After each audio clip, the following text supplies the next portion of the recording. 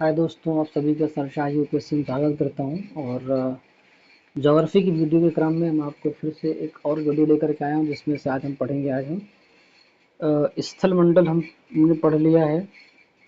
आज हम जल मंडल पढ़ेंगे। ठीक है। जल मंडल पढ़ेंगे आज हम, जिसको बोलते हैं ओशिनोग्राफी बोलते हैं ये। तो आइए इसमें देखते हैं कि क्या क्या चीज़ें इंपॉर्टेंट है। जहाँ जहाँ इंपॉर्टेंट रहेगा मैं आपको वहाँ पे थोड़ा सा बता दिया करूँगा कि हाँ क्या इंपॉर्टेंट है, ताकि आप उस चीज़ को सही से देख सकें। ठीक है, चलिए देखते हैं। संपूर्ण पृथ्वी का 3/4 भाग, लगभग 71% भाग जलमंडल का विस्तार है। उत्तरी गोलार्ध का 60.7% और दक्षिणी गोलार्ध का 80.9% भाग महासागरों से ढका हुआ है। पृथ्वी पर उपस्थित जल की कुल मात्रा का लगभग 97.9% भाग जल महासागरों में है। बहुत पूछता है, याद रखना ये चीज़। ये 97.5% भाग जो है जल महासागरों में जो खारा है। जल राशि का मात्र 2.7% भाग ही लवण जल या मीठा जल है। इसका लगभग 70% भाग बर्फ की चादरों और हिमानियों के रूप में अंटार्कटिका और ग्रीनलैंड और पर्वतीय प्रदेशों में पाया जाता है। पर्वतीय प्रदेशों में पाया जाता है। ये बहुत ही महत्वपूर्ण फैक्ट्स हैं जिनको आपको देखना चाहिए। अपनी स्थिति के कारण ये मनुष्य के पहुंच के बाहर है। केवल 1% अलवण जल यानी स्वस्थ जल, अच्छा जल उपलब्ध है, जो मानव उपयोग के लिए उपयुक्त है, या उपयुक्त होना चाहिए, उपयुक्त लिखा हुआ। यह भौम जल नदियों, झीलों के पृष्ठीय जल के रूप में तथा वायुमंडल में जलवाष्प के रूप में पाया जाता है। धरातल पर गिरने वाले जल का लगभग 59% भाग महासागरों एवं अन्य स्थानों से वाष्पीकरण के द्वारा वायुमंडल में चला जाता है। शेष भाग धरातल पर बहता है, कुछ भूमि में रिस जाता है और कुछ भाग हिमनदी का रूप ले लेता है। ठीक है। महासागरीय जल के दो महत्वपूर्ण गुण हैं, एक तापमान है और एक लवणता है। जो महासागरीय जल है ना, उसके दो महत्वपूर्ण गुण हैं, जो हम तापमान कह सकते हैं और लवणता कह सकते हैं। जलमंडल का वह बड़ा भाग जिसका कोई निश्चित सीमा न हो, महासागर यानी ओशन कहलाता है। भूगोलविदों ने पृथ्वी के महासागरीय भाग को 4 महानगरों में विभाजित किया हुआ है। उनके नाम हैं प्रशांत महासागर, अटलांटिक महासागर, हिंद महासागर और आर्कटिक महासागर। उसमें जो सबसे बड़ा महासागर है वो प्रशांत महासागर है। हालांकि पांचवा भी एक है जो आपको समझना चाहिए, जिसको बोलते हैं आर्कटिक या अंटार्कटिक। आर्कटिक हो गया, प्रशांत हिंद हो गया। एक और कौन सा है, वो शायद 5 है ना, तो जैसे नॉर्थ हो गया, एक पैसिफिक हो जाएगा, एक अंटार्कटिका, एक आर्कटिक हो जाएगा, एक आ, हिंद महासागर हो जाएगा। 5 तो होते हैं, प्रशांत महासागर, अटलांटिक महासागर, हिंद महासागर और आर्कटिक महासागर, और अंटार्कटिक महासागर भी होता है। सही चीज समझा मैं। और दरअसल अंटार्कटिक जो है ये प्रशांत महासागर का विस्तार, दक्षिणी महासागर का विस्तार होता है वो, इसलिए इसमें लिखा नहीं है यहाँ पे उन्होंने। होता 5 है। महासागरों की औसत गहराई जो है ना वो 3800 मीटर तथा स्थल की औसत ऊंचाई लगभग 840 मीटर होती है। स्थल की ऊंचाई तथा महासागरों की गहराई को उच्च तापमीय वक्र द्वारा प्रदर्शित किया जाता है। अब समुद्र किसको बोलते हैं? समुद्र जो है ना, इस जलमंडल का वह भाग होता है जो 3 तरफ से जल से घिरा होता है और एक तरफ महासागर से मिला होता है, उसको बोलते हैं समुद्र। और खाड़ी किसको बोलते हैं? समुद्र का स्थलीय भाग होता है। और स्थलीय भाग में प्रवेश कर जाने पर जो जल का क्षेत्र बनता है उसे बोलते हैं खाड़ी। बे होता है, इसका 2 किनारा स्थल से घिरा होता है और एक तरफ टापुओं का समूह होता है और दूसरी तरफ का मुहाना समुद्र से मिला होता है। सामान्यतः महासागरीय नितल को 4 प्रमुख वर्गों में बांटा जाता है। एक होता है महासागरीय मग्न तट। महाद्वीपों के समुद्र में डूबे हुए भाग महाद्वीपीय मग्न तट कहलाते हैं। इसकी अधिकतम गहराई सामान्यतः 200 मीटर तथा सामान्यतः ढलान जो है 1 डिग्री सेंटीग्रेड होता है। यह महासागरों के कुल क्षेत्रफल के 7.5% भाग पर फैला है। लगभग सभी समुद्री खाद्य पदार्थ महाद्वीपीय मगध तट पर ही पाए जाते हैं। ये मत्स्य आखेट के प्रमुख क्षेत्र हैं। अनुमान है कि विश्व के कुल खनिज तेल तथा गैसों के उत्पादन को 20% भाग महाद्वीपीय मगध तट से प्राप्त होता है।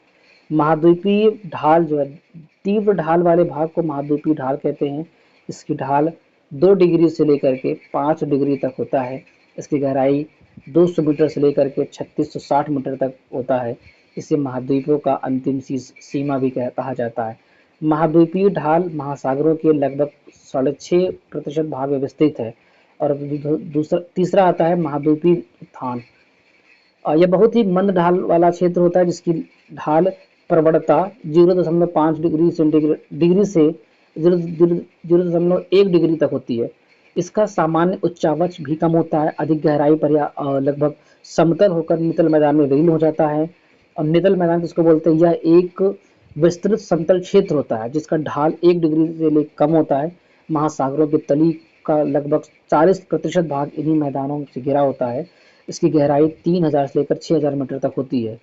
महासागरीय जल का तापमान, सामान्यतः महासागरीय जल का तापमान लगभग 5 डिग्री सेंटीग्रेड से लेकर के 35 डिग्री सेंटीग्रेड के बीच रहता है। उसको बोलते हैं महासागरीय जल का तापमान, लगभग यही रहता है। महासागरीय जल का तापमान भूमध्य रेखा पर अधिकतम होता है और ध्रुवों पर न्यूनतम होता है। महासागरीय जल की सतह का औसत दैनिक तापांतर नगण्य होता है, लगभग 1 डिग्री सेंटीग्रेड होता है। महासागरीय जल का उच्चतम वार्षिक तापक्रम अगस्त में और न्यूनतम वार्षिक तापक्रम फरवरी में अंकित किया जाता है। आकार में अंतर के कारण अटलांटिक महासागर में वार्षिक तापांतर प्रशांत महासागर की अपेक्षा अधिक होता है। उत्तरी गोलार्ध में दक्षिणी गोलार्ध की तुलना में तापांतर अधिक होता है। विश्व का सबसे बड़ा महाद्वीपीय मग्न तट आर्कटिक महासागर का साइबेरियन मग्न तट होता है। 73 लिखा हुआ, गलती बहुत है इसमें, भले ही लूसेंट है लेकिन बहुत गलती लिखा हुआ इसमें। और कुछ महत्वपूर्ण गर्त है, गहराई है और स्थिति है। जो मेरियाना गर्त है वो प्रशांत महासागर में है। जो टोंगा गर्त है वो प्रशांत महासागर, जो मिंडनाओ गर्त है वो प्रशांत महासागर में। जो प्यूर्टो रिको वो अटलांटिक महासागर पश्चिमी द्वीप समूह में है। और रोमशे जो है ना, दक्षिणी अटलांटिक महासागर में। सुंडा जो है वो पूर्वी हिंद महासागर में जावा द्वीप में है। वर्तमान में लगभग 57 गर्तों को खोजा गया है, जिसमें 32 प्रशांत महासागर में और 19 अटलांटिक महासागर में एवं 6 हिंद महासागर में है। गाई ऑट, सपाट शीर्ष वाले समुद्री पर्वतों को गाई ऑट कहते हैं। प्रशांत महासागर में गुआम द्वीप के समीप स्थित मेरियाना गर्त सबसे गहरा गर्त है। इसकी गहराई लगभग 11 किलोमीटर। इसे चैलेंजर गर्त भी कहते हैं। आप समझ रहे हैं? प्रशांत महासागर में गुआम द्वीप के समीप स्थित मेरियाना गर्त सबसे गहरा गर्त है। और इसकी गहराई, क्योंकि बहुत बहुत इंपॉर्टेंट, बहुत अच्छा फैक्ट है ये, लगभग 11 किलोमीटर है, जिसे चैलेंजर गर्त भी कहते हैं। इसी नाम चैलेंजर गर्त भी है। वो पूछ के उल्टा पूछ लेता है, कभी सीधा पूछ लेता है, कभी उसका नाम दे देता है, कभी गर्त का नाम दे देता है, इसलिए बहुत जरूरी है इसको जानना। आज तक का सबसे गहरा जो प्रवेधन है, यानी ड्रिल है जो किया गया है अपने हाथ से, वो आर्कटिक महासागर में कोला क्षेत्र, इसकी 12 किलोमीटर गहराई है, लगभग रूस में है ये। शोल क्या होता है? शोल ये होता है जलमग्न उत्थान का वह भाग जहाँ जल की गहराई छिछली होती है, शोल कहलाता है। यह प्रवाल से बना नहीं होता है। ये प्रवाल का नहीं होता, याद रखना, शोल प्रवाल से नहीं बना होता है। क्योंकि ग्रेट बैरियर रीफ जो है ऑस्ट्रेलिया के क्वींसलैंड के समीप संसार की सबसे बड़ी प्रवाल भित्ति है। यह प्रशांत महासागर में है। अब लवणता तापमान हो गया, लवणता देख लेते हैं। लवणता को प्रति हजार में व्यक्त करते हैं। और समुद्री जल की औसत लवणता लगभग 35 प्रति हजार होती है। और 24.7 प्रति हजार की लवणता को खारे जल को सीमांकित करने का उच्च सीमा माना जाता है। इसका मतलब ये है कि अगर मान लीजिए कि कोई 24.7 प्रति हजार लवणता उसकी पाई जाती है, तो उसको मान जाते हैं कि ये जल की जो है सीमांकित रेखा है, मतलब यहाँ से अब लवणता शुरू हो जाएगी। समान खारेपन वाले स्थानों को मिलाकर खींची गई रेखा को बोलते हैं समलवण रेखा बोलते हैं। ठीक है। एक ये है कि विश्व के 10 सबसे बड़े जल क्षेत्रफल वाले क्षेत्र है ये। ज़्यादा उधर ज़्यादा कुछ आता नहीं है उधर। 20 से 40 डिग्री उत्तरी अक्षांश और 10 से 30 डिग्री दक्षिणी अक्षांश के मध्य सबसे अधिक लवणता पाई जाती है। तो अगर आप नॉर्थ में देखेंगे तो 20 से 40 के में आएगा, और जब दक्षिण में देखेंगे तो 10 से 30 के बीच में आएगा। तुर्की की जो वान झील की लवणता है ना सबसे अधिक है, 330 प्रति हजार है। 35 के आसपास होना चाहिए था, लेकिन इतना ज़्यादा है। फिर मृत सागर है दूसरा, जो 238 प्रति हजार है, 330 और 238।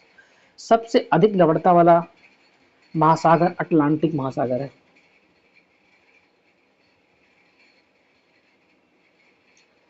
और लवणता साधारणतः गहराई के साथ बढ़ती है तथा एक स्पष्ट क्षेत्र जिसे हेलोक्लाइन कहा जाता है में यह तीव्रता से बढ़ती है। समुद्री जल की बढ़ती लवणता उसके घनत्व को बढ़ाती है। उच्च लवणता वाला समुद्री जल प्रायः कम लवणता वाले जल के नीचे बैठ जाता है। भूमध्य सागर, लाल सागर तथा फारस की खाड़ी में लवणता की मात्रा बहुत अधिक है। इन क्षेत्रों में 37 से लेकर के 41 प्रति हजार लवणता पाई जाती है। इसका कारण यहाँ पर ग्रीष्म ऋतु में शुष्क वायु के प्रभाव से अधिक वाष्पीकरण होना है। प्रशांत महासागर या अपने संलग्न समुद्रों के साथ धरातल का 1/3वां भाग ढकता है। इसका क्षेत्रफल 16,000, 1 2 3 4 5 6 फिर 7 फिर 8 16 करोड़ है। ये 16,57,23,740 वर्ग किलोमीटर है। प्रशांत महासागर का 16 करोड़ मान लीजिए आप। इसका क्षेत्रफल संपूर्ण स्थल के क्षेत्रफल से अधिक है। इसके शीर्ष बेरिंग जल संधि पर है और आधार जो है अटलांटिक महासागर अंटार्कटिक महासागर पर है। और भूमध्य रेखा पर इसकी लंबाई 16,000 किलोमीटर से भी अधिक है। इसके पश्चिम में एशिया और ऑस्ट्रेलिया महाद्वीप, पूर्व में उत्तरी एवं दक्षिणी अमेरिका तथा दक्षिण में आप देखोगे तो अंटार्कटिक महाद्वीप है। प्रवाल भित्तियां प्रशांत महासागर की प्रमुख विशेषता है। इस विशाल महासागर में कुल मिलाकर के 2000 से अधिक द्वीप हैं। प्रशांत महासागर का अधिकांश तटवर्ती सागर पश्चिमी भाग में है। इनमें बेरिंग जल सागर, आखोटस्क सागर, जापान सागर, पीत सागर एवं पूर्वी चीन सागर आदि महत्वपूर्ण है। पूर्व की ओर केवल कैलिफोर्निया की खाड़ी ही प्रसिद्ध है। इसके बेसिन की ओर औसत गहराई 23,000 मीटर है। सर्वाधिक जलमग्न खाइयां अथवा गर्त प्रशांत महासागर में पाए जाते हैं। मैग्नीज की ग्रंथियां सबसे अधिक प्रशांत महासागर में पाई जाती हैं। अटलांटिक महासागर किसको बोलते हैं, उसके बारे में क्या चीजें विशेष हैं, तो हम आगे देखते हैं कि यह संपूर्ण संसार का छठा भाग है। इसका क्षेत्रफल कुछ है ये 1 2 3 4 5 6 7 8 लगभग 8 करोड़ 29 लाख, जो प्रशांत महासागर के लगभग आधा है और संसार के क्षेत्रफल का लगभग 16% है। एक कहाँ 18 था, कहाँ पे ये 8 है। इसकी आकृति अंग्रेजी के इस आकार से मिलती ऐसे मिलती है। इसके पश्चिम में दोनों अमेरिका तथा पूर्व में यूरोप और अफ्रीका और दक्षिण में अंटार्कटिक मिलता है। उत्तर में ग्रीनलैंड, हडसन की खाड़ी, बाल्टिक सागर, उत्तरी सागर मगंतर पर स्थित है। इस महासागर की सबसे महत्वपूर्ण विशेषता मध्य अटलांटिक कटक है। यह उत्तर में आइसलैंड से दक्षिण में बोवेट द्वीप तक लगभग 14,000 किलोमीटर लंबा तथा 4,000 मीटर ऊंचा है। यह एक जलमग्न कटक है, तो भी इसकी अनेक चोटियां जल से ऊपर उठकर अपना कटक बनाती हैं, छोटे छोटे द्वीपों का रूप धारण कर लेती हैं। अजोर्स बोलते हैं। अजोर्स का पाइको द्वीप तथा केप वर्दे द्वीप इसके प्रमुख उदाहरण है। सबसे तीखी चोटी भूमध्य रेखा के निकट सेंट पॉल नामक द्वीप समूह की है। यह महासागर 55 डिग्री उत्तरी अक्षांश के पास अधिक चौड़ा हो जाता है, जहां इसे टेलीग्राफिक पठार के नाम से पुकारा जाता है। भूमध्य रेखा के निकट रोमांश गंभीर इसे 2 भागों में बांटता है। उत्तरी भाग डॉल्फिन श्रेणी तथा दक्षिणी भाग का नाम चैलेंजर कटक है। उत्तरी अटलांटिक महासागर में बरमूडा द्वीप और दक्षिणी अटलांटिक महासागर में ट्रिस्टा दी काना, सेंट हेलेना, गुआ और बोवेट द्वीप, सेंट पॉल एवं ओजसे द्वीप हैं। अटलांटिक महासागर के तटों के साथ बेफिन की खाड़ी, हडसन की खाड़ी और उत्तर सागर, बाल्टिक सागर, मैक्सिको की खाड़ी, भूमध्य सागर और कैरिबियन सागर महत्वपूर्ण सागर है। अटलांटिक महासागर की तटरेखा बहुत कटी फटी है। इसके कारण इसकी तट रेखा की लंबाई प्रशांत एवं हिंद महासागर की तट रेखा की कुल लंबाई से अधिक है। कटी-फटी तट रेखा पर बहुत अच्छे बंदरगाह होते हैं। व्यापार के दृष्टिकोण से अटलांटिक महासागर संसार का सबसे अधिक व्यस्त महासागर है। वायुमंडल का सामान्य परिसंचरण और उसका महासागरों पर प्रभाव। वायुमंडल के सामान्य परिसंचरण के संदर्भ में प्रशांत महासागर का गर्म या ठंडा होना अत्यधिक महत्वपूर्ण है। मध्य प्रशांत महासागर की गर्म जलधाराएं दक्षिणी अमेरिका के तट की ओर प्रवाहित होती हैं और पेरू की ठंडी जलधाराओं का स्थान ले लेती हैं। पेरू के तट पर इन गर्म धाराओं की उपस्थिति एन लीलो एल एल एल नीनो कहलाता है। एल नीनो घटना का मध्य प्रशांत महासागर और ऑस्ट्रेलिया के वायुदाब परिवर्तन से गहरा संबंध है। आप याद रखिए इस चीज को। एल नीनो जो घटना मध्य प्रशांत महासागर और ऑस्ट्रेलिया के वायु दाब परिवर्तन से गहरा संबंध है। प्रशांत महासागर पर वायु दाब में यह परिवर्तन दक्षिणी दोलन कहलाता है। इन दोनों दक्षिणी दोलन बदलाव व एल नीनो की संयुक्त घटना को ENSO के नाम से जाना जाता है। जिन वर्षों में ENSO शक्तिशाली होता है विश्व में बृहद मौसम संबंधी भिन्नताएं देखी जाती हैं। दक्षिण अमेरिका के पश्चिमी शुष्क के तट पर भारी वर्षा होती है। ऑस्ट्रेलिया और कभी-कभी भारत अकालग्रस्त होते हैं तथा चीन में बाढ़ आती है। इन घटनाओं के ध्यानपूर्वक आकलन से संसार के अन्य भागों की मौसम संबंधी भविष्यवाणी के रूप में इनका प्रयोग किया जाता है। हिंद महासागर, इसके उत्तर में एशिया महाद्वीप, दक्षिण में अंटार्कटिक महाद्वीप, पूर्व में ऑस्ट्रेलिया महाद्वीप तथा पश्चिम में अफ्रीका महाद्वीप है। यह एक अर्ध महासागर है। इसका कुल क्षेत्रफल 1 2 3 4 5 6 7 8 7 अरब है, सॉरी 7 करोड़ है। 7 करोड़ 34 लाख 25,500 वर्ग किलोमीटर है। यह एक तरफ प्रशांत महासागर और दूसरी तरफ अटलांटिक महासागर से मिला हुआ है। कर्क रेखा इस महासागर की उत्तरी सीमा है। इसमें भारत के दक्षिणी पश्चिमी तट के समीप लक्षद्वीप तथा महाद्वीप प्रवाल द्वीपों के उदाहरण हैं। मॉरिशस और रियूनियन द्वीप ज्वालामुखी प्रक्रिया से उत्पन्न द्वीप है। इस महासागर का सबसे बड़ा द्वीप मेडागास्कर है। मेडागास्कर पूर्व में मॉरिशस द्वीप है। इस महासागर में वास्तविक तटवर्ती सागर दो ही हैं, वे लाल सागर और फारस की खाड़ी। अरब सागर तथा बंगाल की खाड़ी की गणना भी सागरों में ही की जाती है, लेकिन ये हिंद महासागर के उत्तरी विस्तार मात्र ही हैं। डियागो गार्सिया द्वीप इसी महासागर में है। आर्कटिक महासागर क्या होता है, इसमें क्या क्या चीजें हैं? यह सबसे छोटा महासागर है। यह उत्तरी ध्रुव के चारों ओर यह आर्कटिक वृत्त के अंतर स्थित है। वास्तव में यह अटलांटिक महासागर का उत्तरी विस्तार है। यह बेरिंग जल संधि नामक उथले समुद्र के सक्रिय भाग द्वारा प्रशांत महासागर से जुड़ा हुआ है। यह यूरोप, एशिया और उत्तरी अमेरिका के उत्तरी तटों से घिरा हुआ है। इसका अधिकांश भाग वर्ष भर हिम की तरह मोटी परतों से ढका रहता है। सेलिबीज सागर इसी महासागर में है। महासागरीय संसाधन, मूल्य की दृष्टि से समुद्र से प्राप्त होने वाले खनिजों में खनिज तेल और प्राकृतिक गैस सबसे अधिक महत्वपूर्ण है। समुद्र में खनिज एवं तेल एवं प्राकृतिक गैस मुख्यतः महाद्वीपीय मगध तट पर ही पाए जाते हैं। भारत में मुंबई हाई है और बेसिन है और आलियाभट्ट से तेल और कृष्णा गोदावरी अपतटीय बेसिन से प्राकृतिक गैस प्राप्त किया जाता है। खनिज तेल एवं प्राकृतिक गैस के बाद मात्रा एवं मूल्य के दृष्टि से दूसरा सबसे महत्वपूर्ण खनिज रेत तथा बजरी है। समुद्र से भारी लचकीले एवं रासायनिक क्रिया के प्रतिरोधक खनिज भी मिलते हैं, जिन्हें प्लेसर कहा जाता है। अलास्का पुलिन पर सोने का खनन किया जा रहा है। टिटेनियम युक्त रेत फ्लोरिडा, श्रीलंका, भारत तथा ब्राजील के तटों पर मिलता है। मलेशिया एवं इंडोनेशिया में टिन तथा जापान की पुलिनों पर मैग्नेटाइट लोहा मिलता है। लाल सागर में धातु युक्त पंखों का पता चला जिनमें तांबा एवं चांदी उपस्थित है। इन्हें निकालने के लिए सूडान और सऊदी अरब ने संयुक्त लाल सागर कमीशन की स्थापना की है। खाद्य पदार्थ के रूप में मछलियां समुद्र से प्राप्त होती हैं, जो महाद्वीपीय मगध तट पर 100 फैदम की गहराई तक मिलती हैं, क्योंकि यहाँ इनके जनन एवं विकास के लिए उपयुक्त वातावरण पाया जाता है। समुद्री कृषि के उत्पादनों में फिनफिश, सेलफिश और आयस्टर, संबुक, क्रस्टेशिया, मिल्क फिश शैवाल है। विश्व के कुल समुद्री कृषि उत्पादन का 2/3 भाग फिन फिश का है। विश्व के 2 ऐसे क्षेत्र जहां ज्वारीय विद्युत पैदा करने की बड़ी संभावनाएं हैं। इनमें से एक कनाडा में फंडी की खाड़ी है तथा दूसरा ब्रिटेन में सेवरन एस्चुरी है। भारत में तिरुवनंतपुरम से 20 किलोमीटर की दूरी पर स्थित विजिंझम में तरंग ऊर्जा प्राप्त करने के लिए संयंत्र लगाया जाता है। अब हम पढ़ते हैं महासागरीय जलधाराएं।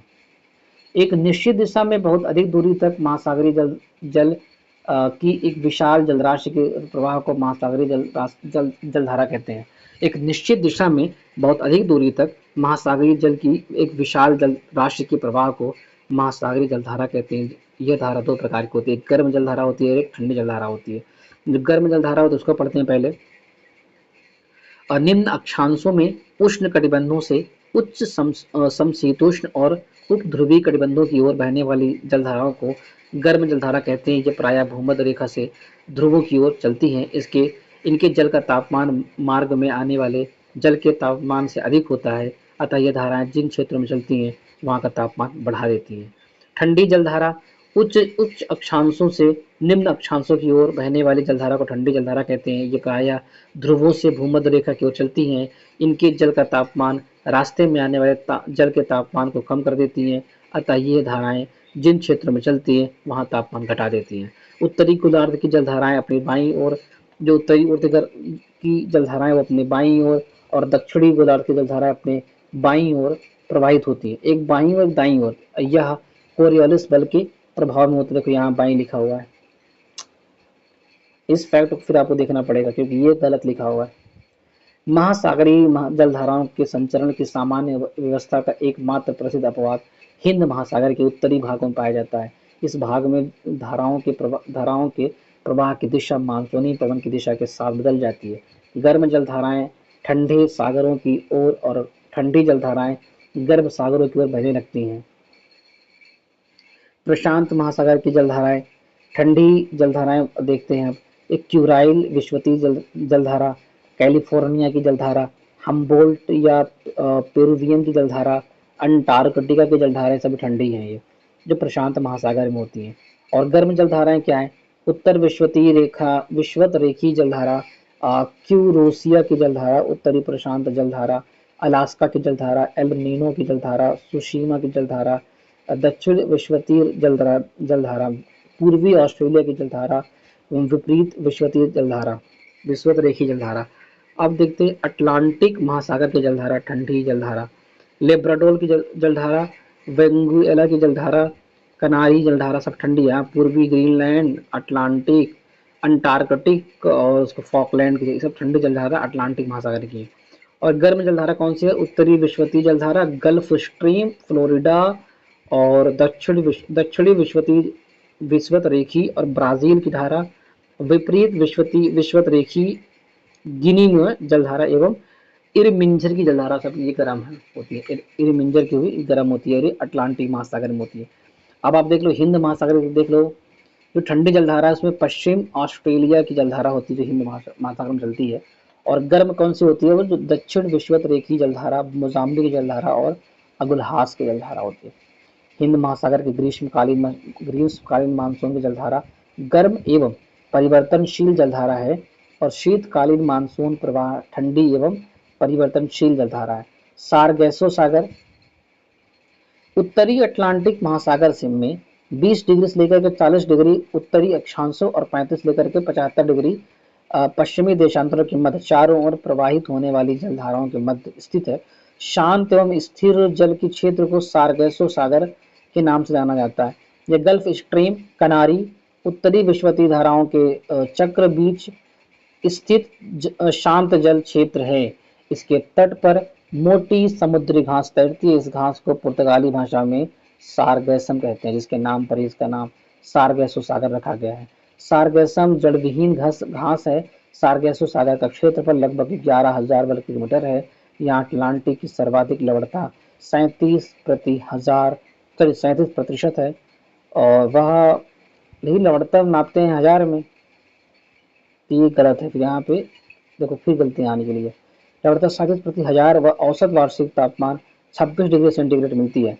सारगैसो सागर को सर्वप्रथम स्पेन के नाविकों ने देखा था। सारगैसो सागर को महासागरीय स्थल मरुस्थल के रूप में भी पहचाना जाता है। बहुत ही अच्छा फैक्ट है ये, बहुत ही महत्वपूर्ण फैक्ट है, आपको इसको याद रखिए। न्यू फाउंडलैंड के समीप ही गल्फ स्ट्रीम और लेब्राडोर जलधारा मिलती है।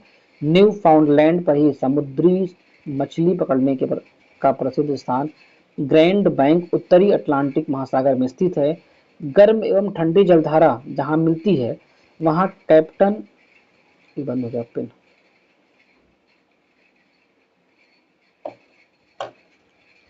जहां जहां मिलती है वहां प्लैंकटन नामक घास मिलती है जो मछलियों का मुख्य आहार है, जिससे अ,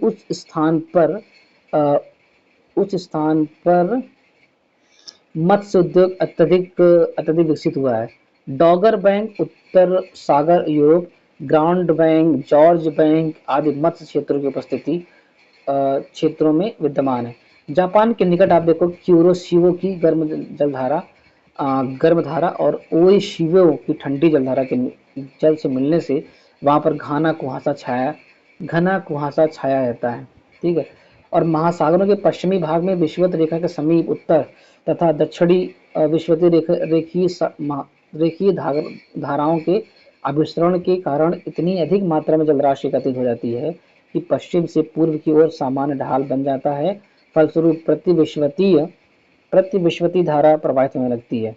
फिर देखते हैं ला नीना एक शीतल जलधारा है जिसकी उत्पत्ति पेरू के तटवर्ती क्षेत्र में होती है। वहीं एल नीनो एक गर्म जलधारा है।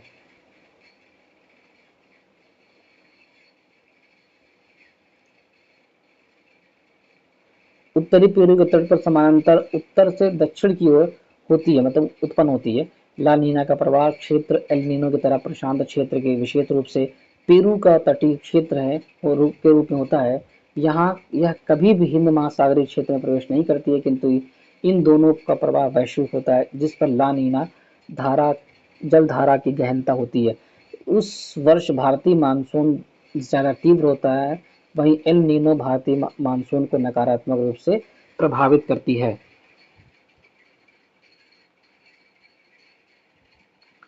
विश्व के महासागर देख लेते हैं। प्रशांत महासागर, अटलांटिक महासागर, हिंद महासागर, आर्कटिक महासागर और अंटार्कटिका महासागर, 5 है ना, इसीलिए। अब इसमें प्रशांत महासागर में सबसे गहरा है मेरियानो, और अटलांटिक में है जो है प्यूरिटो रिको, और हिंद महासागर में सबसे गहरा है सुंडा, और आर्कटिक महासागर जो सबसे गहरा है यूरेशियन, और अंटार्कटिका में अप्राप्त, हमें मिला नहीं है कि कौन सी है जो सबसे गहरी है। विश्व की प्रमुख नहरें जरा देख लीजिए, क्या क्वेश्चन आता है। क्वेश्चन संभावना रहेगी आने की, ये तो सच है, कभी न कभी क्वेश्चन आ ही जाएगा इसके। सू नहर कहाँ पे है? संयुक्त राज्य अमेरिका में है। सुपीरियर झील को ह्यूरॉन झील से जोड़ती है, उसका नाम है सू झील, सू नहर। ऐसे भी देखा, सुपीरियर झील को ह्यूरॉन से जोड़ने वाली नहर बताओ, तो आपको बोला सू। जो इरी नहर है ना, वो इरी झील को मिशिगन झील से जोड़ती है, संयुक्त राज्य अमेरिका में है। गोटा नहर कहाँ पे? स्वीडन में है, ये नहीं पूछेगा, स्टॉकहोम और गोटेनबर्ग के बीच में। हाँ, ये कील नहर पूछेगा आपसे। जर्मनी में है, ये उत्तरी सागर और बाल्टिक सागर के बीच में है, उत्तरी सागर और बाल्टिक सागर के बीच में जर्मनी कील सागर है, कील नहर है ये। उत्तरी सागर नहर और ये नीदरलैंड और उत्तरी सागर व एम्स्टर्डम के बीच है। और मैनचेस्टर नहर जो है ना, वो ग्रेट ब्रिटेन, मैनचेस्टर और लिवरपूल के बीच में है। फिर न्यू वाटरवे, ये नहीं पूछेगा, नीदरलैंड में है ये। और वोल्गा डॉन नहर रूस में, ये हो सकता है पूछ ले। वोल्गा डॉन नहर रूस, ये रोस्टोव और स्टालिन गारगार्ड के बीच में है। और वेलेंड नहर जो है कनाडा में, और केपी नहर भारत में आंध्र प्रदेश और तमिलनाडु के बीच में, आप याद रखिएगा, आंध्र प्रदेश और तमिलनाडु के बीच केपी नहर है। और स्वेज नहर आपको पता है मिस्र में है, ये लाल सागर और भूमध्य सागर के बीच में है। इधर लाल सागर, इधर भूमध्य सागर, उसके बीच में स्वेज नहर है। और पनामा नहर पनामा में है, और ये कैरेबियन सागर और प्रशांत महासागर के मध्य में। अल्बर्ट नहर कहाँ पे है? अल्बर्ट नगर पश्चिमी यूरोप, एल्टवर्स लीग और व बेनेलक्स को जोड़ती है। अब स्वेज नहर देखिए, स्वेज नहर का निर्माण कब हुआ? 1869 में, 1869 में। इसका निर्माण का जो कार्य 1857 शुरू हुआ था, फ्रांसीसी इंजीनियर थे फर्दिनंद लेपेक्स को सौंपा गया था। इस नहर की लंबाई 168 किलोमीटर है और औसत चौड़ाई इसकी गहराई जो है 16 मीटर है, इसकी गहराई है। बस अधिकतम चौड़ाई जो है 365 मीटर है और न्यूनतम चौड़ाई जो है इसका 60 मीटर है। इस नहर के उत्तरी प्रवेश द्वार पर इस नहर के उत्तरी प्रवेश द्वार पर यानी भूमध्य सागर की ओर पोर्ट सईद तथा दक्षिण प्रवेश द्वार पर यानी लाल सागर की ओर पोर्ट स्वेज स्थित है। ये बहुत बहुत ही महत्वपूर्ण फैक्ट है। देखो फिर से देखते हैं इसको।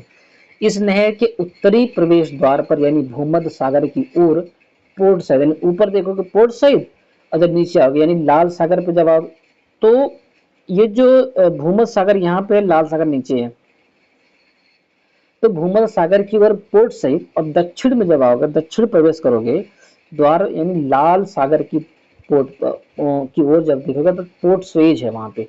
इस नहर के उत्तरी भाग में लिटिल झील, मध्य भाग में टिमसा झील और दक्षिण भाग में ग्रेट ब्रिटर झील है। ये बहुत ही महत्वपूर्ण है, आप इसको ध्यान से देखिएगा। सभी खारे पानी की झील है ये सब। और इस नहर के पश्चिमी किनारे पर इस्माइलिया नगर है। 1956 ईस्वी में मिस्र द्वारा इस नहर का राष्ट्रीयकरण किया गया था, 1956 ईस्वी में। फिर पनामा देखते हैं। पनामा नहर जो है पनामा नहर जो है इसका निर्माण कब हुआ? 14 अगस्त 1914 ईस्वी को पनामा नहर का निर्माण हुआ है। इस 15 अगस्त 1914 को यह जलपोतों के आवागमन के लिए खोल दिया गया है। इस नहर की कुल लंबाई 82 किलोमीटर है, औसत चौड़ाई 90 मीटर है एवं न्यूनतम गहराई 12 मीटर है। यह नहर पनामा स्थल डमरू मध्य को काटकर बनाया गया है। प्रारंभ में इस पर अमेरिका का अधिकार था, परंतु 2000 ईस्वी में इस पर पनामा का अधिकार हो गया। इसे जलपाश प्रणाली कहते हैं और गाटुन झील पनामा में स्थित एक कृत्रिम मीठे पानी की झील है, गाटुन झील पनामा। यह पनामा नहर का हिस्सा है और इस नहर का लगभग 35 किलोमीटर हिस्सा इस झील से होकर गुजरता है। इसके जलस्तर की ऊंचाई 26 मीटर है और इसके प्रवेश करने के लिए जहाज़ों को लॉक्स के सहारे ऊपर उठाना पड़ता है। विश्व की प्रमुख जल संधियां किसको बोलते हैं? जल संधि। जल संधि दो भिन्न जलधाराओं को जोड़ती है एवं दो स्थलखंडों को अलग करती है।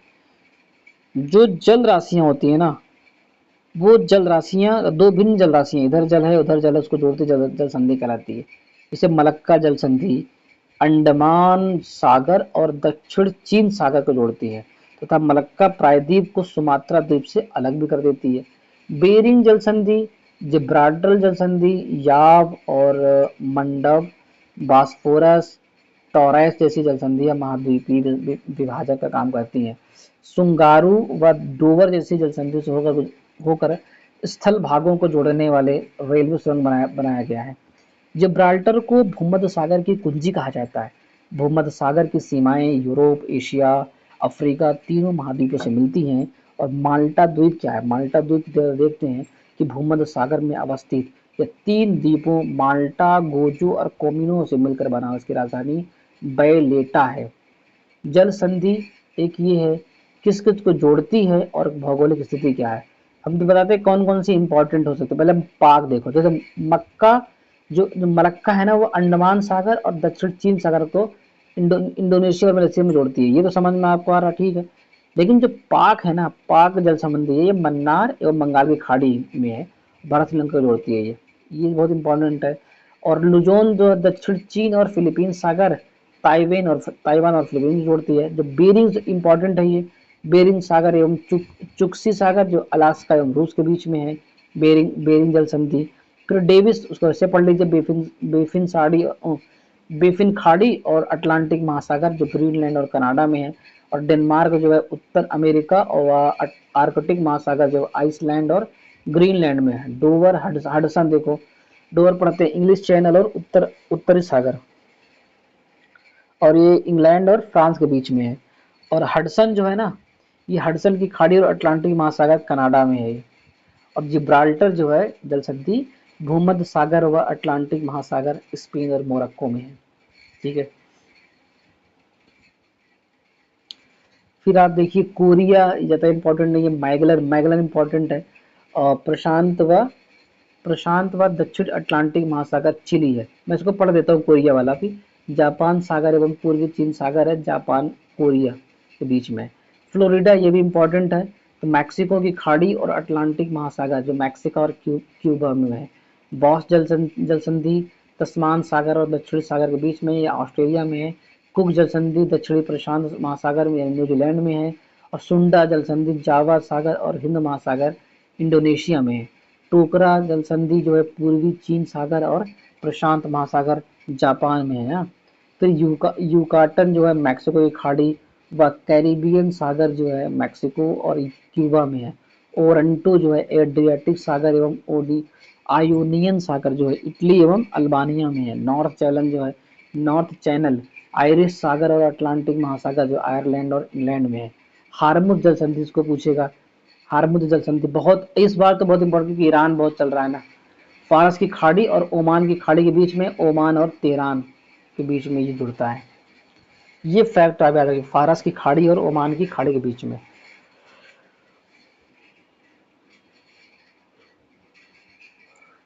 अब हम देखते हैं टारस, अराफुरा सागर और पपुआ की खाड़ी, न्यू गिनी ऑस्ट्रेलिया।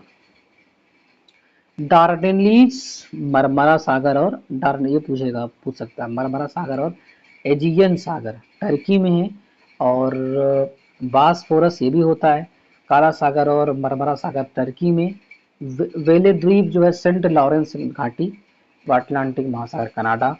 फोवैक्स तस्मान सागर और जावा सागर न्यूजीलैंड। और करीमाटा जो है वह दक्षिणी चीन सागर एवं जावा सागर इंडोनेशिया में है। उसके बाद मकस्सार जो है वो जावा सागर और सेलिबीज सागर इंडोनेशिया में है। यहाँ सुगारू जापान सागर एवं प्रशांत महासागर जापान। सुसीमा जापान सागर एवं पूर्वी चीन सागर जापान। बाव एल पूछे एग्जाम्पल, बाव एल मंडब लाल सागर और अरब सागर के बीच में है। और यमन जिबूती इसके साथ रहते हैं, देश लगे हुए हैं। भारत के प्रमुख जलडमरू मध्य, जल डमरू मध्य मतलब क्या होता है? यह जल का एक संकीर्ण मार्ग होता है जो दो बड़े निकायों जैसे समुद्र महासागर या झील को आपस में जोड़ता है और आमतौर पर दो भूमि क्षेत्रों के बीच स्थित होता है। और उदाहरण का है पाक जलडमरू मध्य, जिब्राल्टर जलडमरू मध्य और एवं मलक्का जलडमरू मध्य। बेरिंग, जिब्राल्टर, डोवर, मलक्का, फोरिडो, पाक, और इसको सब पढ़ दिया हम लोगों ने। ये चुकची सागर में बेरिंग वाला है। और जिब्राल्टर भूमध्य सागर अटलांटिक महासागर। और डोबर उत्तरी सागर और अटलांटिक। मलक्का जावा सागर बंगाल की खाड़ी फ्लोरिडा मैक्सिको की खाड़ी एवं अटलांटिक। और पाक जो है बंगाल की खाड़ी और अरब सागर। ठीक है।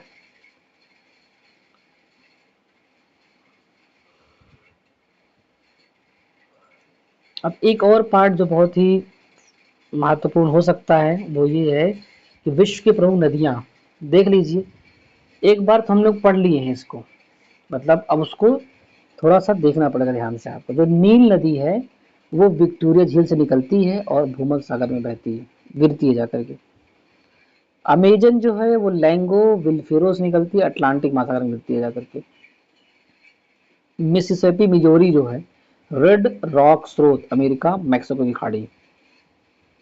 यांगसी झील तिब्बत का पठार निकल करके चीन सागर में जाके गिर जाती है। ओबे नदी जो है अल्टाई पर्वत निकल करके ओब की खाड़ी में जाके गिरती है। से वहीं पे हुआंगवो नदी जो है क्युनलुन पर्वत निकल करके चिहिल की खाड़ी में जाके गिरती है। येनिसी जो है ना, येनिसी जो है रान्नू ओला पर्वत आर्कटिक महासागर में है। कांगो जो है वो लुआलया के संगम अंटाल अटलांटिक महासागर। और आमूर जो है शिल्का रूस आर्गोन के संगम पे है टार्टर स्टेट। लीना जो है वेकाल पर्वत रूस और आर्कटिक महासागर में गिरती है जाकर के। आगे देखते हैं मैकेंजी नदी। देखिए जो इम्पोर्टेंट तरह उसको पढ़ते हैं, मैकेंजी उसे पढ़ देते हैं कि फिनले नदी के मुहाने से निकलती है और फोर्ट अगर गिरती है जाकर के।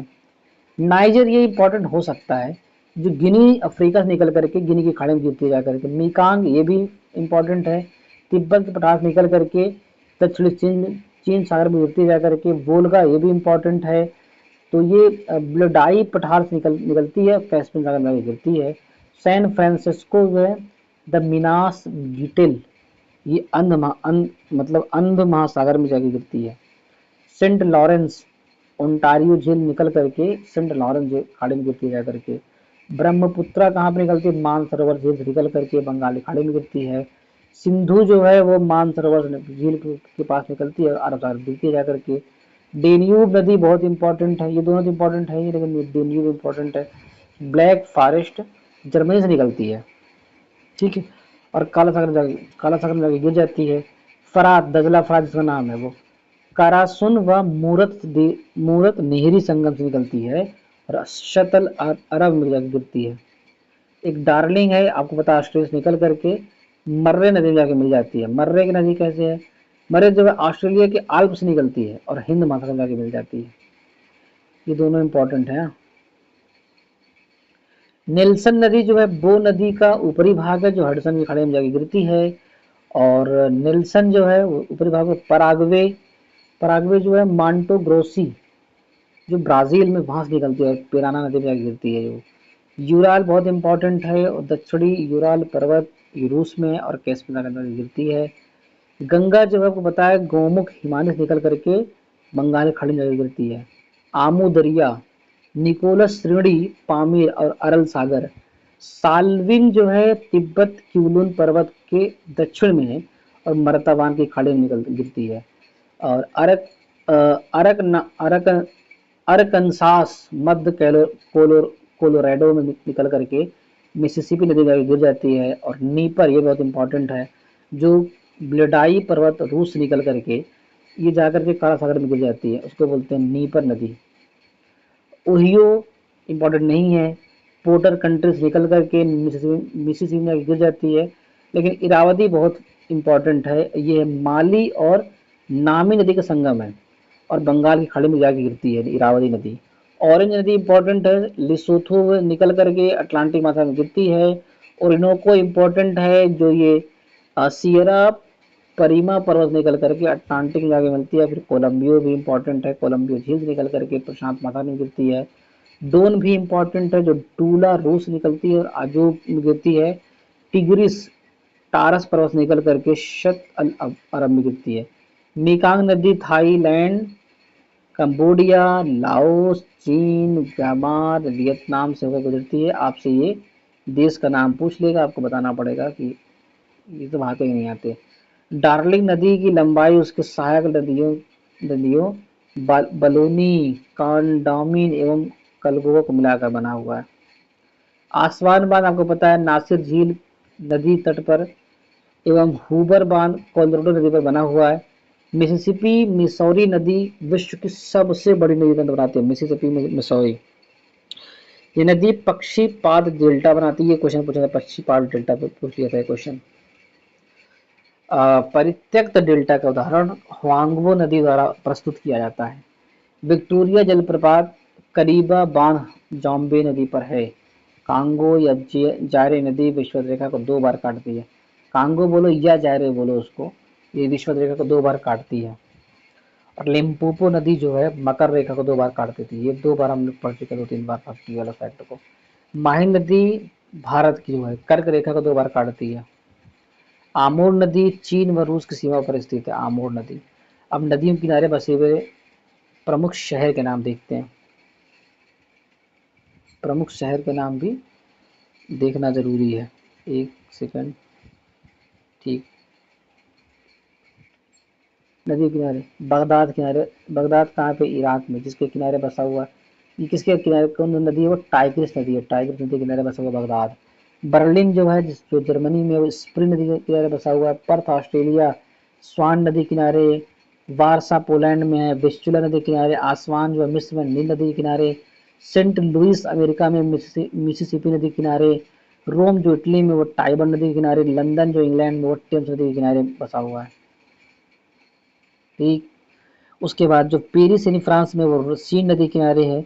मास्को रूस मोस्काना नदी किनारे। प्राग जो अच्छे गणराज विंतावा नदी किनारे है। और बोन जो है ना जर्मनी में है और ये राइन नदी किनारे है बोन। खार्तूम जो है ना वो नील नदी किनारे है, जो सूडान का शहर है वो खार्तूम। काहिरा जो मिस्र का है वो नील नदी किनारे है। ब्यूनस आयर्स जो अर्जेंटीना का है वो ला प्लाटा नदी किनारे है। अंकारा जो टर्की में है वो किजिल नदी किनारे है वो। उसके बाद जो ये क्या पढ़ेंगे, डंडी स्कॉटलैंड इंपॉर्टेंट नहीं है, उसको छोड़ दो, टी नदी किनारे।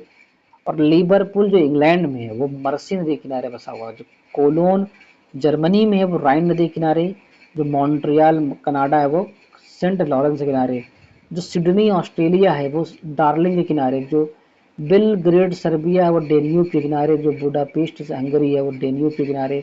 जो वाशिंगटन संयुक्त राज्य अमेरिका है वो पोटोमैक के किनारे। जो वियना ऑस्ट्रेलिया है वो डेन्यूब के किनारे। जो टोक्यो जापान है वो अराकावा के किनारे। जो शंघाई चीन है वो यांगत्से नदी किनारे बसा हुआ है। और आगे देखते हैं यांगून, जिसको बोलते हैं म्यांमार, म्यांमार में है वो इरावती नदी के किनारे। ओटावा कनाडा, कनाडा में है सेंट लॉरेंस नदी किनारे। न्यूयॉर्क संयुक्त राज्य अमेरिका हडसन के किनारे। मैड्रिड स्पेन जो है वो मैजेंसिस नदी किनारे बसा हुआ है।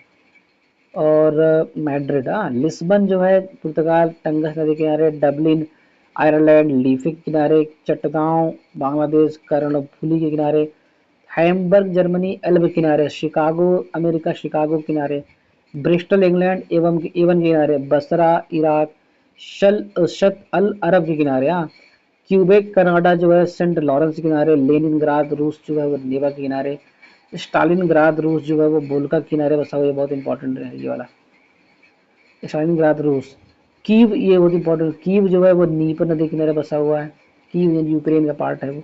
जो दाओस है जो स्विट्जरलैंड का पार्ट है वो लेंस वाटर नदी किनारे। काबुल अफगानिस्तान काबुल नदी किनारे। लाहौर पाकिस्तान द्राविड़ नदी किनारे। कराची पाकिस्तान सिंधु नदी किनारे। दजला एवं फरात की समृद्ध धारा शत अल अरब कहलाती है। विश्व के प्रमुख जलप्रपात, एंजल जलप्रपात कहाँ पे है, वेनेजुएला में है। उसकी ऊंचाई मत देखिए, बस आप ये देखिए कि कहाँ कहाँ पे है। और योसेमाइट कैलिफोर्निया में। द मर्डाल फोसेन नॉर्वे में। तुगेला दक्षिण अफ्रीका में। और कुक वेनन वेनेजुएला। विक्टोरिया बहुत इंपॉर्टेंट है जिम्बाब्वे और जाम्बिया की सीमा पर। सूथरलैंड न्यूजीलैंड। रिब्बोन जो है कैलिफोर्निया में। और ग्रेट कमारना गुयाना में है। और डेल्ला कनाडा जो है कनाडा में है। गवारनी फ्रांस में है। और जोग या जोरसप्पा ये भारत में बहुत ही फेमस है, बहुत इंपॉर्टेंट है, इसको आप कॉपी में लिखिए इसको। नियाग्रा जलप्रपात कहाँ पे है, कनाडा और अमेरिका की सीमा पर नियाग्रा जलप्रपात है। ठीक, उसके बाद एंजल जलप्रपात जो है ना कैरो नदी पर। नियाग्रा जलप्रपात सेंट लॉरेंस नदी पर। विक्टोरिया जलप्रपात जो है जम्बेजी नदी पर। और बायोमा जलप्रपात जेरी नदी पर। स्टैनली जलप्रपात कांगो नदी पर। और एंजल विश्व का सबसे ऊंचा जलप्रपात है। एंजल विश्व का सबसे ऊंचा, बहुत ही महत्वपूर्ण फैक्ट, इसको आप याद रखिए। जोग जलप्रपात जो है ना शरावती नदी पर स्थित है। इसे महात्मा गांधी जलप्रपात भी कहते हैं भाई, इसको याद रखो, आप पूछेगा एग्जाम में आपके। जलप्रपात, विश्व की प्रमुख झीलें, कैस्पियन सागर, रूस, कजाकिस्तान, तुर्कमेनिस्तान, अजरबैजान और ईरान। सुपीरियर झील दो है, अमेरिका और कनाडा के बीच में है। विक्टोरिया झील केन्या, युगांडा, तंजानिया के बीच में। अरल सागर झील कजाकिस्तान और उज्बेकिस्तान में है। और ह्यूरॉन झील संयुक्त राज्य अमेरिका तथा कनाडा के बीच में है। मिशिगन झील संयुक्त राज्य अमेरिका। और टांगानिका झील जो है बुरुंडी, तंजानिया, जैम्बिया तथा कांगो लोकतांत्रिक गणराज्य है। और बैकाल झील जो है वो रूस में है। और मलावी झील जो है वो मलावी और मोजाम्बिक तंजानिया के बीच में है। और ग्रेट स्लेव झील जो है कनाडा में है। इरी झील महत्वपूर्ण है ये, संयुक्त राज्य अमेरिका तथा कनाडा में है। और विनिपेग झील कहाँ पे, कनाडा में। और ओंटारियो झील कहाँ पे, बहुत इंपॉर्टेंट है, संयुक्त राज्य अमेरिका और कनाडा के बीच में।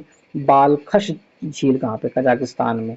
चाड झील कहाँ पे, नाइजीरिया, नाइजर, चाड और कैमरून में। लडो लडोगा झील रूस में, ओनेगा झील रूस में, आयर झील बहुत इंपॉर्टेंट है, आयर झील ऑस्ट्रेलिया में है। और टिटिकाका बहुत झील है, एक जो झील बहुत इंपॉर्टेंट है पेरू और बोलिविया में है।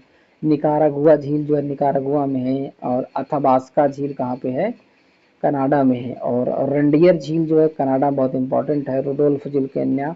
और इसी झील जो है किर्गिस्तान। बैकाल झील के पूर्वी भाग में बिवरेट नामक जनजाति पाई जाती है। और बैकाल झील विश्व की सबसे गहरी झील है। टंगानिका झील विश्व की सबसे लंबी मीठे जल की झील है। यह विश्व की दूसरी सबसे गहरी झील है। यह पूर्वी पश्चिमी अफ्रीका के पुष्प क्षेत्रों और पाम आयल के विभाजित करने वाली रेखा स्थित है, जो पश्चिमी अफ्रीकी को की वनस्पतियों की विशेषता ये झील के किनारे उगते हैं। कैस्पियन सागर एवं विश्व की सबसे बड़ी झील खारे पानी का झील है। और मीठे जल की सबसे बड़ी झील सुपीरियर झील है। विक्टोरिया झील तंजानिया और युगांडा के बीच अंतर्राष्ट्रीय सीमा बनाती है। टिटिकाका झील हनीमून झील लेक कहलाती है। टिटिकाका झील विश्व का प्रसिद्ध द्वीप ग्रीनलैंड अंटार्कटिक महासागर, सॉरी आर्कटिक महासागर सबसे ऊपर है। अभी यूएसए इस पर जो है क्लेम कर रहा है कि मेरा है। न्यू गिनी जो है पश्चिमी प्रशांत महासागर। बोर्नियो जो है हिंद महासागर में है। मेडागास्कर बहुत फेमस है, हिंद महासागर में। और जो भारत का उसको पढ़ लो, बोर्नियो महासागर का भी है। बेफिन द्वीप जो है उत्तरी आर्कटिक महासागर। सुमात्रा आपको पता है हिंद महासागर में, इंडोनेशिया में है। होन्शु जापान का है, उत्तरी प्रशांत महासागर। ब्रिटेन ग्रेट ब्रिटेन का है, उत्तरी अटलांटिक महासागर। और विक्टोरिया द्वीप जो है कनाडा का है, उत्तरी ध्रुव महासागर। उसके बाद जो है इलिसमेरे द्वीप जो है वो उत्तरी ध्रुव महासागर है। सुलावेसी जो इंडोनेशिया हिंद महासागर है। और दक्षिण द्वीप दक्षिण पश्चिम प्रशांत महासागर जावा द्वीप जो है हिंदू महासागर। और उत्तरी द्वीप न्यूजीलैंड जो है न्यूजीलैंड में है। और दक्षिण पश्चिम महासागर है ये। क्यूबा जो है ना कैरिबियन सागर क्यूबा।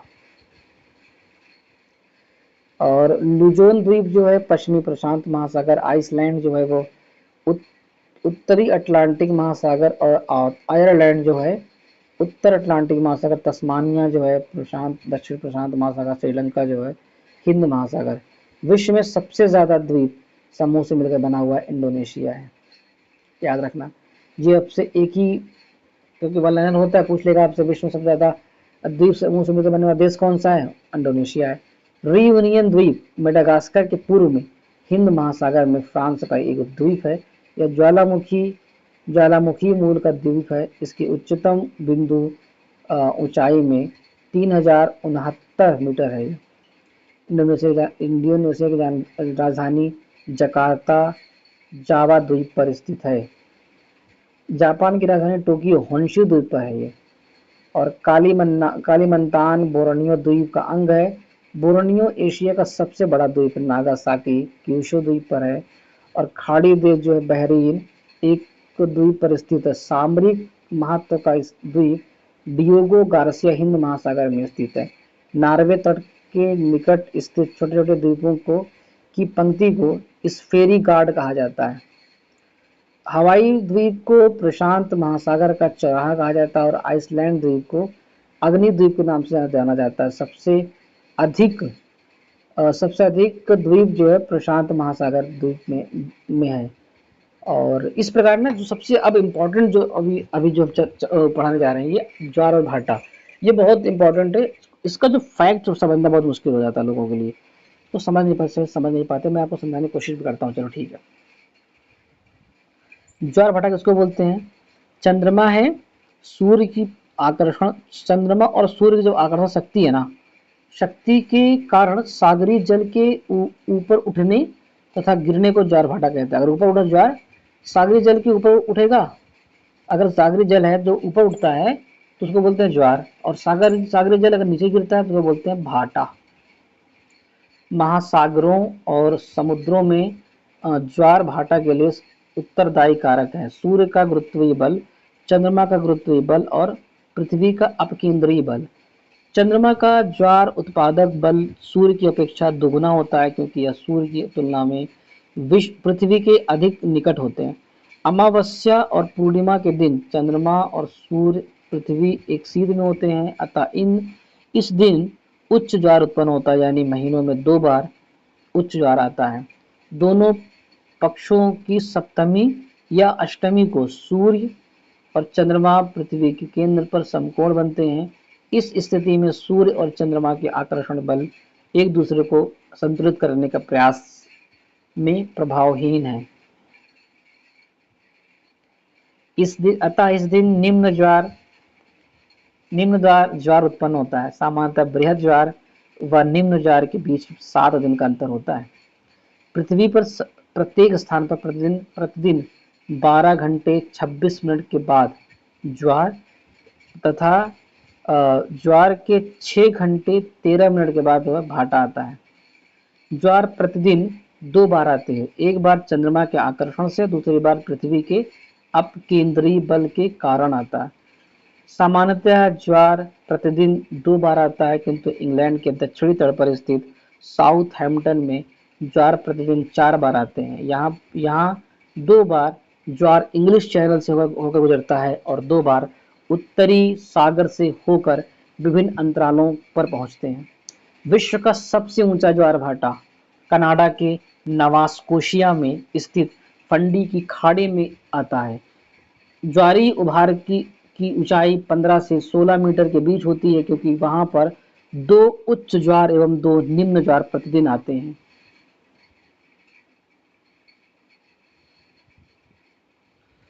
अब हम इतना हमने पढ़ा है, और हम ये जो वायुमंडल है, एटमॉस्फेयर ना, इसको हम अलग से पढ़ाएंगे। बहुत ही इम्पॉर्टेंट है ये, और एग्ज़ाम में खूब क्वेश्चन आते हैं, और हम आपको वायुमंडल का पार्ट अलग से पढ़ाएंगे। तब तक के लिए धन्यवाद, और फिर अलग से वीडियो में आपको मिलेंगे। आप लोग पढ़ते रहें, स्वस्थ रहें, और एग्ज़ाम के ओरिएंट रहें। हाँ, मुझे एग्ज़ाम क्वालिफाई करना है, तो DSSB के चल रहा मामला, और आप लोग पढ़ते रहिए, ठीक है। फिर अगली बार मिलेंगे आपसे। हाँ, वीडियो को क्या करना है, आपको लाइक सब्सक्राइब करना है, पक्का करना, सब्सक्राइब कर दो यार प्लीज़। चलो मिलते हैं, थैंक यू।